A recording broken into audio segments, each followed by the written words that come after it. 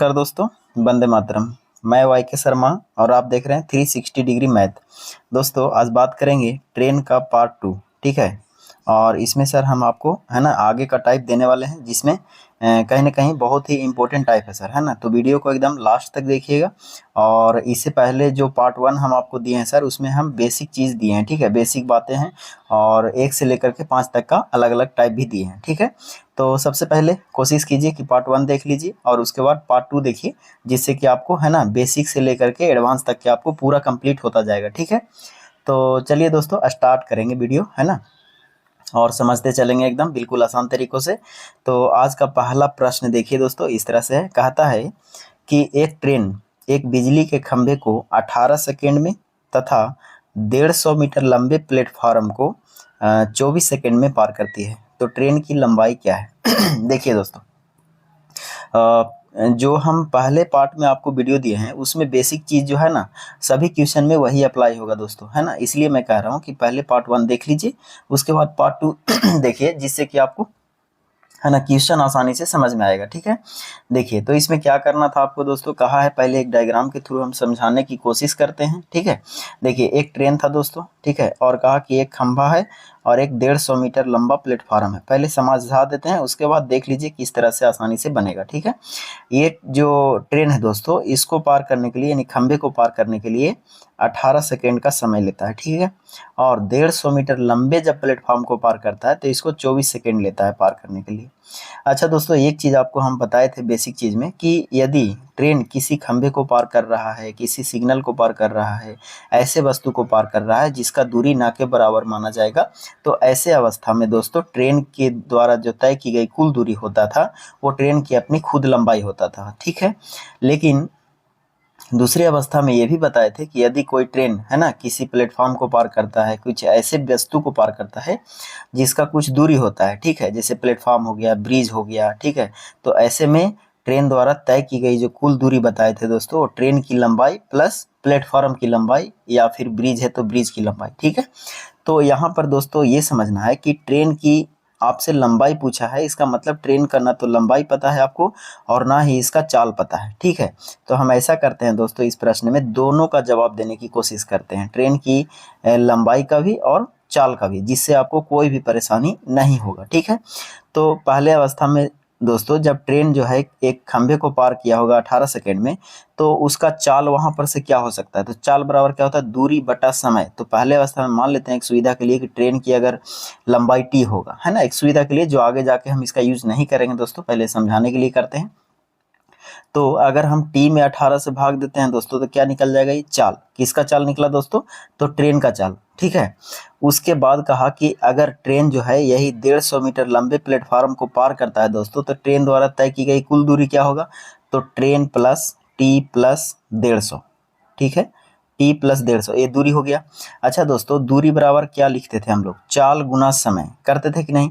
तो हम इतना बराबर लिख सकते हैं, चाल क्या है दोस्तों, टी बटा 18, है ना।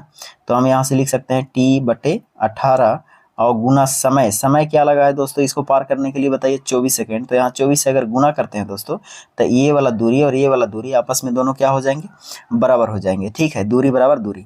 अब यहाँ से देखिए दोस्तों, टी का मान आप निकाल सकते हैं, यानी कि देखिए जो कटता है उसको काट सकते हैं। 6 या 18 कटेंगे दोस्तों, और ये 6 चौका 24, 4 बार में कट जाएंगे। अब देखिए इधर आएगा तो 3t हो जाएगा, इधर आ जाएगा तो 4t हो जाएगा, तो यहाँ पर t बचेगा दोस्तों। तो t का मान आ जाएगा आपको 15 या 45, यानी कि 450, ठीक है। तो ये हो गया 450 किसका लंबाई, ट्रेन की लंबाई। तो पहला आपका ऑप्शन में देख लीजिए, ऑप्शन नंबर ए के बराबर होगा आंसर, ठीक है। अब देखिए किन्हीं को लगेगा चाल कैसे निकलेगा, तो बताइए दोस्तों, अभी जो ट्रेन की जो हम निकाले हैं लंबाई, ठीक है। अब हम लोग समझते हैं कि ट्रेन का चाल कैसे निकलेगा। तो देखिए ट्रेन का लंबाई कितना आ गया दोस्तों, 450, ठीक है। यहीं से हम ट्रेन का क्या निकाल सकते हैं, चाल। तो ट्रेन का लंबाई 450, तो ये हो गया दूरी ट्रेन की, यानी खंभा के पार करने के लिए कितना समय ले रहा है, 18 सेकेंड। तो अगर हम इसमें 18 से भागा देते हैं दोस्तों, तो क्या निकल जाएगा, चाल, यानी दूरी बटा समय क्या हो गया, चाल हो गया। तो यहाँ से हम चाल निकालेंगे तो ये कट जाएगा आपको कितने बार में दोस्तों, आपको कट जाएगा इसको 25 बार में, यानी कि 25 मीटर पर सेकेंड आ जाएगा, ठीक है। तो कल के डेट में आपको किलोमीटर प्रति घंटा में रहेगा चाल, तो इसको में हम 18/5 से हम गुना करके किलोमीटर प्रति घंटा में चेंज कर सकते हैं। ठीक है, तो ये हो गया एक लंबा थोड़ा प्रोसेस जिसमें आपको t मानना है, t+50 मानना है। तो ऐसे मामलों से बचने के लिए एग्जाम के पॉइंट ऑफ व्यू से इतना ना भी करेंगे तब भी चलेगा दोस्तों। कैसे चलेगा, देखिए अब थोड़ा इतना समझ गए बेसिक चीज़ें, तो कैसे निकालना है एग्जाम में उसको ही देख लेते हैं, है ना, ताकि आगे वाला प्रश्न में इतना हम बताएंगे नहीं, आपको डायरेक्ट आंसर बनाने की कोशिश करेंगे। देखिए हमने क्या बताया दोस्तों यदि ट्रेन की लंबाई t होगा, है ना, तो पहले अवस्था में 18 सेकंड में जब पार करेगा तो इसको ट्रेन की लंबाई पार करने के लिए कितना समय लगेगा दोस्तों, 18 सेकंड। ठीक है, दूसरी अवस्था में कहा कि ट्रेन प्लस 150 मीटर लंबा प्लेटफॉर्म को पार करता है, तो यहाँ पर दूरी कितना पार कर रहा है, t+150। ठीक है, तो फिर कहेंगे कि सर फिर तो टी मान लिए, लेकिन ऐसा कोई ज़रूरी नहीं है दोस्तों। देखिए खत्म हो जाएगा, आपको समझाने के लिए मान रहा हूँ। ठीक है, देखिए अब इसको पार करने के लिए कितना लेता है दोस्तों, 24 सेकेंड। अच्छा एक बात बताइए, ट्रेन जो है अपनी लंबाई को पार करने के लिए 18 सेकेंड का समय लिया, जबकि ट्रेन प्लस 150 मीटर प्लेटफॉर्म को पार करने के लिए 24 सेकेंड लिया। तो हम यहाँ से दूरी में ये अंतर देखते हैं तो कितने हो रहा है दोस्तों, 150। ठीक है, ये दूरी का अंतर कितना है, 150। और यहाँ से अगर हम समय का अंतर देखते हैं दोस्तों तो कितना है, 1824 यानी कि 6 सेकेंड। तो हम ये तो कह सकते हैं ना कि ट्रेन जो है ना, 6 सेकेंड में 150 मीटर की दूरी तय करता है। तो यहाँ से चाल तो निकाल ही सकते हैं, है ना। चाल बराबर क्या हो जाएगा दोस्तों, बताइए, चाल बराबर हो जाएगा दूरी बटा समय। तो दूरी कितना है, 150, और आपको 6 से भागा देते तो क्या निकल जाता, चाल निकल जाता। ठीक है, तो ये कितना आसान होगा, 25 छक 150 यानी कि 25 मीटर प्रति सेकेंड की चाल क्या हो गया, ट्रेन का। ठीक है, अगर किलोमीटर चाहिए तो 18/5 से गुना कर देंगे। आई बात समझ में। लेकिन आपसे तो दूरी पूछा था, फिर कहेंगे सर आपको दूरी पूछा है तो दूरी के लिए क्या कर सकते हैं। तो चलिए ये चाल, ये सेपरेट चाल के लिए मैं बता दिया, ताकि आपको एग्जाम में अगर आए तो सेपरेट चाल कैसे निकालना है। बस दूरी में अंतर, समय में अंतर, उसको भागा दीजिए, आपका चाल आ जाएगा। ठीक है, दूसरा अवस्था दोस्तों ये देखते हैं कि अगर आपको डायरेक्ट खाली लंबाई चाहिए तो क्या कर सकते हैं। ठीक है, अच्छा लंबाई चाहिए दोस्तों, तो एक चीज़ मैंने आपको समझाया था, है ना। देखिए एक क्वेश्चन है दोस्तों, लेकिन आपको 3-4 क्वेश्चन इससे बनेगा। ठीक है, देखिए मैंने बताया था कि दूरी बराबर क्या होता है, दूरी बराबर चाल गुना समय। जरा इसको समझ लीजिए, बड़ा बड़ा क्वेश्चन में लगेगा दोस्तों। एक क्वेश्चन हम इतना समझा रहे हैं ताकि आने वाला जो प्रश्न है वो आसानी से डील हो जाएगा। देखिएगा, तो पहली अवस्था में दोस्तों देख रहे हैं कि ट्रेन जो था एक खंभा को पार किया और एक प्लेटफॉर्म को पार किया। अच्छा दोस्तों, जो स्पीड से खंभा को पार किया होगा वही स्पीड से किसको पार किया होगा, प्लेटफॉर्म को पार किया होगा। तो दोनों अवस्था में जब चाल बराबर है दोस्तों, तो चाल तो खत्म हो जाएगा, चाल से कोई रिलेशन नहीं रहेगा। तो कल की डेट में हम ये भी कह सकते हैं कि जो दूरी होगा वो किसके बराबर होगा, समय के बराबर। यानी कि दूरी का जो अनुपात होगा वही समय का अनुपात हो जाएगा, और समय का अनुपात होगा वही दूरी का अनुपात हो जाएगा। किस कंडीशन में, जब चाल एक ही होगा तब। आई बात समझ में। तो चलिए इसका यूज़ हम हथियार के रूप में करेंगे यहाँ पर, और आसानी से क्वेश्चन बन जाएगा दोस्तों। देखिए पहला अवस्था में है ना, जो टी ट्रेन की लंबाई पार किया वो 18 सेकेंड में पार किया। ठीक है, और टी प्लस, माइंड में ये दौड़ना है दोस्तों, बाद में लिखने की जरूरत नहीं है। टी प्लस 150 मीटर को 24 सेकेंड में पार किया। अच्छा इसके बीच अगर हम रेशियो डाल देते हैं दोस्तों, तो ये हो जाएगा 3 और ये हो जाएगा 4, हो जाएगा ना। तो ये किसका रेशियो आया, समय का रेशियो है। ठीक है, लेकिन मैंने अभी क्या समझाया दोस्तों आपको, कि यदि ट्रेन का चाल अगर सेम है दोनों अवस्था में, तो जो दूरी का अनुपात होगा वही समय का अनुपात होगा। तो हम ये भी कह सकते हैं ना कि दोस्तों कि ये जो 3:4 है ये दूरी का भी अनुपात हो जाएगा कि नहीं, किस अवस्था में, तो ट्रेन का चाल दोनों अवस्था में सेम है।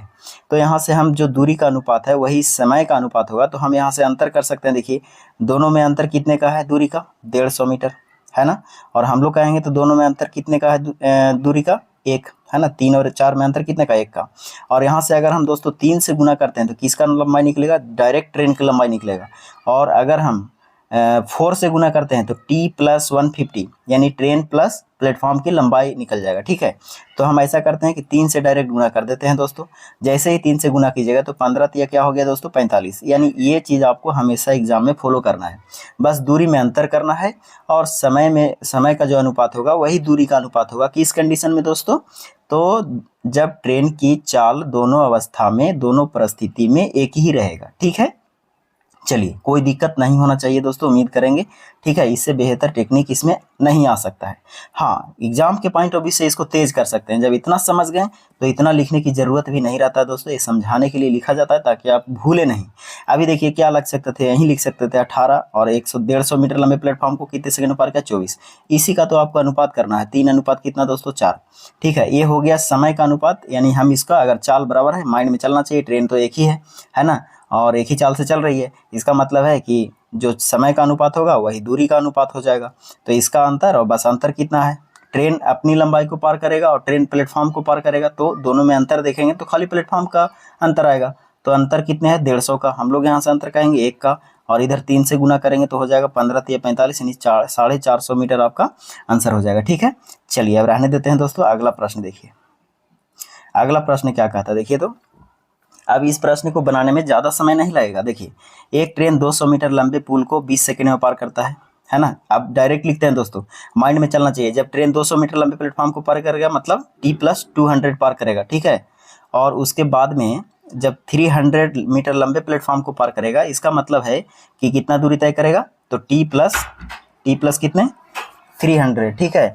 और इस अवस्था में हम देखते हैं तो हम ये देख सकते हैं दोस्तों कि पहले अवस्था में 20 सेकंड लगा। इसका मतलब है यहाँ 20 सेकंड लगा है और यहाँ कितने सेकंड लगा, 25 सेकंड। इसमें हम ये देख सकते हैं, जैसे पिछले वाले प्रश्न में देखे कि दोनों में दूरी में अंतर देख रहे थे, तो यहाँ भी हम ये कर सकते हैं कि चाल तो एक ही रहेगा ना दोनों अवस्था में। तो आपसे पूछा है ट्रेन की लंबाई क्या है, तो अच्छा देखिए, सबसे पहले ये कर सकते हैं ट्रेन की लंबाई, यानी कि आप दूरी के रूप में देख सकते हैं उसको, ठीक है। तो यहाँ से हम ये कह सकते हैं कि जो ट्रेन +200 दूरी तय किया है और ट्रेन +300 दूरी तय किया, इसमें 20 सेकंड लिया और इसमें कितने सेकंड लिया, 25 सेकंड। अच्छा, इसका हम रेशियो में भी डाल सकते हैं दोस्तों। रेशियो में डालेंगे तो फायदा हो जाएगा। देखिए क्या फायदा होगा, हम ये कह सकते हैं कि देखिए 4×5 = 20 है ना, और 5×5 = 25 कट जाएंगे। तो यहाँ से जो समय का अनुपात होगा ही दूरी का अनुपात होगा, ये माइंड में चलना चाहिए अब। तो दोनों में अंतर कितने का होगा दोस्तों, देखिए है ना, दोनों में अंतर 100 का हो जाएगा। और यहाँ से हम अंतर देखेंगे तो 1 का होगा। और अगर हम दोस्तों 4 से गुना करते हैं तो क्या निकलेगा, ट्रेन की लंबाई +200 लंबाई मीटर पुल का, ठीक है। और अगर हम 5 से गुना करते हैं दोस्तों, तो ट्रेन की लंबाई के साथ साथ 300 मीटर जो प्लेटफॉर्म है उसका लंबाई निकल जाएगा, ठीक है। तो हम ऐसा करते हैं दोस्तों कि 4 से मल्टीप्लाई कर देते हैं, तो ये हो गया 400। तो 400 क्या आया होगा दोस्तों, जरा ध्यान से समझिए। 400 जो आया होगा वो ट्रेन की लंबाई प्लस 200 मीटर पुल की लंबाई। तो इसमें अगर हम 200 मीटर लेस कर देते हैं दोस्तों, तो क्या बचेगा, 200 है ना। तो 200 मीटर क्या है, ट्रेन की लंबाई, यानी कि आपका ऑप्शन नंबर सी के बराबर होगा। समझ में आया कि नहीं, कोई दिक्कत है तो बोलिए, ठीक है। कोई दिक्कत तो नहीं होना चाहिए इस प्रश्न में अब, है ना। चलिए अगला प्रश्न देख लेते हैं। देखिए अगला, 200 मीटर लंबी एक ट्रेन जिसकी गति 54 किलोमीटर प्रति घंटा है, उसी दिशा में चल रही 150 मीटर लंबी ट्रेन को 1 मिनट में पार करती है। दूसरी ट्रेन की गति क्या है। देखिए दोस्तों, यहाँ पर 2 बात आपको समझना है ना। मैंने बताया था आपको कि कुछ क्वेश्चन में जो है ना, थ्योरी के रूप में आपको हम समझाते चलेंगे, कोई दिक्कत यहाँ नहीं होगा। पहले अवस्था में कहा दोस्तों कि 200 मीटर लंबा ट्रेन था, है ना, और इसका जो चाल है वो 54 किलोमीटर यानी 54 किलोमीटर प्रति घंटा है।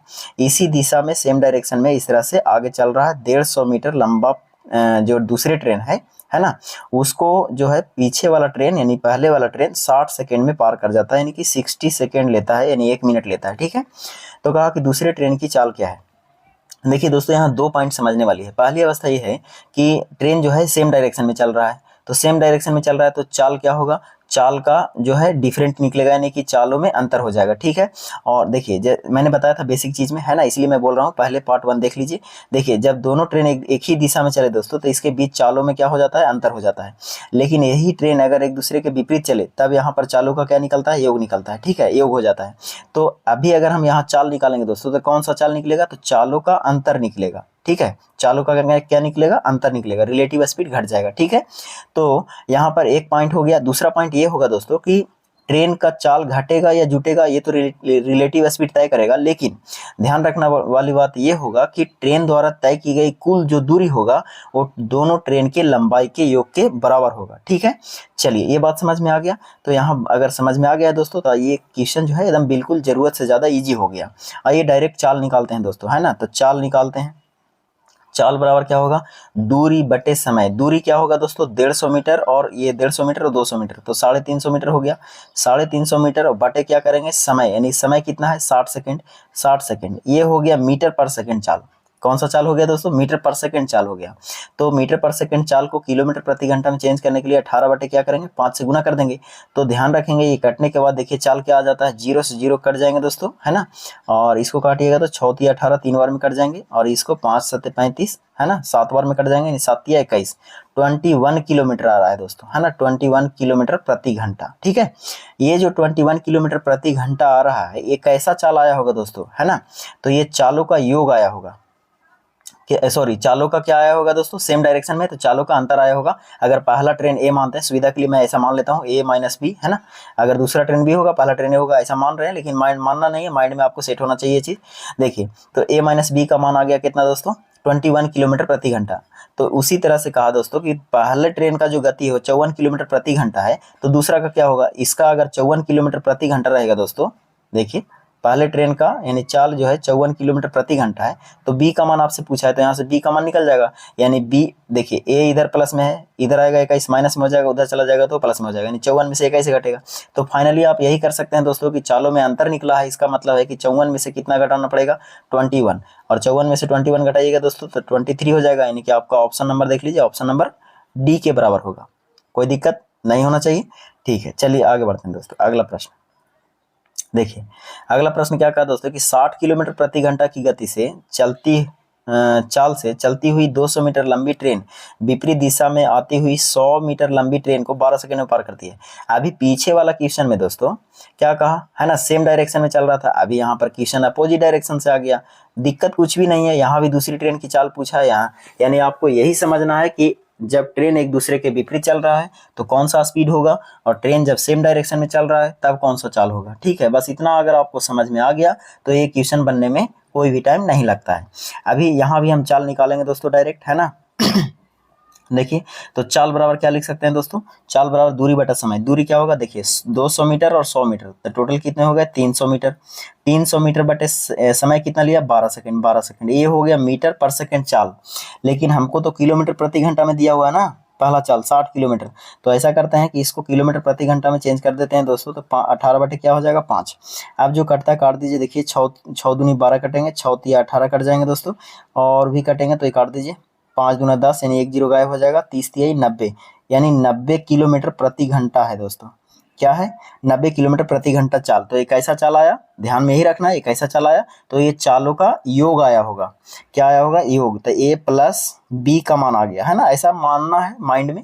पहले ट्रेन, ये दूसरे ट्रेन है, तो ए प्लस बी का मान आ गया 90 किलोमीटर, जबकि आपको पहले ट्रेन दिया गया है 60 किलोमीटर। अगर यहाँ का मान 60 किलोमीटर रखिएगा दोस्तों, तो बी का मान निकलेगा कि नहीं आपका, तो बी का मान हो जाएगा कितना, 30 किलोमीटर। ठीक है, 30 किलोमीटर प्रति घंटा, यानी आपका ऑप्शन नंबर सी के बराबर होगा। तो कितना आसान तरीकों से बन रहा है ना।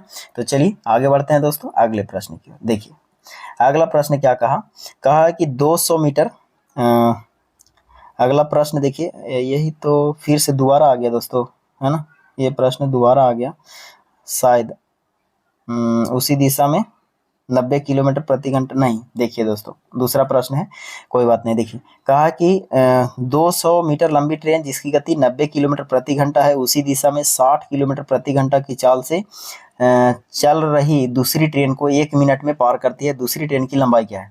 अभी तक जो प्रश्न देख रहे थे दोस्तों, उसमें आपको रिलेटिव स्पीड से प्रश्न पूछ करके और चाल पूछ रहा था, लेकिन यहाँ पर जो है दूरी पूछा है, यानी कि दूसरे ट्रेन की लंबाई पूछ दिया अभी। तो देखिए इसको भी थोड़ा डायग्राम से समझ लेते हैं पहले, फिर बना देंगे आसानी से। देखिए पहला अवस्था में 200 मीटर लंबा ट्रेन था, है ना, 200 मीटर लंबा ट्रेन जिसकी गति 90 है, इसका क्या है 90 किलोमीटर प्रति घंटा।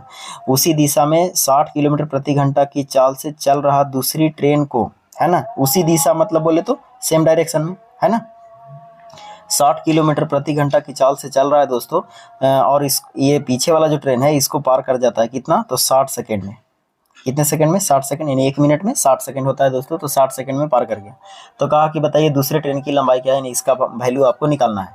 तो देखिए दोस्तों अभी क्या हम बताए कि दोनों जब ट्रेन सेम डायरेक्शन में चले तब उस कंडीशन में रिलेटिव स्पीड क्या होगा। तो यहाँ पर आपको क्या निकालना है, दूरी निकालना है। तो हम दूरी के बारे में डायरेक्ट सोचेंगे। आपको चाल दिया गया है दोस्तों दोनों ट्रेन का और समय दे दिया गया है, इसका मतलब है कि चाल गुने समय करेंगे तो क्या निकलेगा, दूरी निकल जाएगा। तो हम डायरेक्ट दूरी निकालते हैं। क्या निकालते हैं, दूरी। तो दूरी जो निकलेगा दोस्तों ये क्या निकलेगा, तो दोनों ट्रेन की लंबाई का योग निकलेगा। ध्यान रखेंगे, मैंने आपको पहले ही बताया कि ट्रेन द्वारा चाल तो अलग अलग आएगा, रिलेटिव स्पीड घटेगा जुटेगा ये अलग बात है, लेकिन ट्रेन द्वारा तय की गई जो कुल दूरी होगा दोनों ट्रेन के लंबाई के योग के बराबर होगा। तो यहाँ पर दूरी जो देखेंगे दोस्तों, दूरी बराबर क्या होगा, चाल गुना समय। तो चाल क्या हो जाएगा, यहाँ पर घट जाएगा, है ना। तो 30 और 60 का अंतर कितने होंगे, 90 और 60 का अंतर 30 हो जाएंगे। ये हो गया 30। तो किलोमीटर प्रति घंटा है दोस्तों, ये ध्यान रखेंगे। तो इसको मीटर पर सेकंड में चेंज करने के लिए क्या करेंगे, 5/18 से गुना करेंगे। ये यूनिट आपको ध्यान रखना है हमेशा। ये हो गया मीटर पर सेकंड में चाल। तो चाल गुना समय, समय कितना लगा दोस्तों, 60। तो 60 से मल्टीप्लाई कर दीजिए। ये क्या आ जाएगा, दोनों ट्रेन का चाल, दोनों ट्रेन का लंबाई का योग आ जाएगा दोस्तों, ठीक है, दूरी। अब इसको जो कटता है काट सकते हैं दोस्तों, देखिए काटिए, है ना। इसको 6 से काटिएगा तो 6 × 18 कट जाएंगे, 6 × 60 कट जाएंगे, और 3 से 3 × 30 कट जाएंगे, 10 10 × 50 मतलब 500। ये 500 मीटर आया दोस्तों। तो 500 मीटर क्या आया जरा बताइए आप ही। तो 500 मीटर क्या आया, तो दोनों ट्रेन की लंबाई का योग आ गया। मैंने आपको समझाया है कि ट्रेन द्वारा तय की गई जो दूरी होगा दोस्तों दोनों ट्रेन के लंबाई के योग के बराबर होगा, वही दूरी तय करेगा, ठीक है। तो 500 मीटर दूरी जो आया है दोस्तों, तो दोनों ट्रेन की लंबाई है। इसमें से एक ट्रेन की लंबाई आपको 200 मीटर है। तो अगर हम इसमें से 200 लेस कर देते हैं दोस्तों, तो क्या बचेगा आपको बताइए, तो 300 बचेगा। ये 300 मीटर किसकी लंबाई होगा, दूसरी ट्रेन की लंबाई होगा, यानी कि आपका ऑप्शन नंबर ए के बराबर होगा, ठीक है। कोई दिक्कत तो नहीं होना चाहिए, ठीक है ना। तो चलिए दोस्तों, है ना, फिर मिलेंगे आपको अगले वीडियो में। तब तक के लिए हमको दीजिए इजाज़त। आप सब हैप्पी रहिए और मस्त रहिए और पढ़ते रहिए। जय हिंद।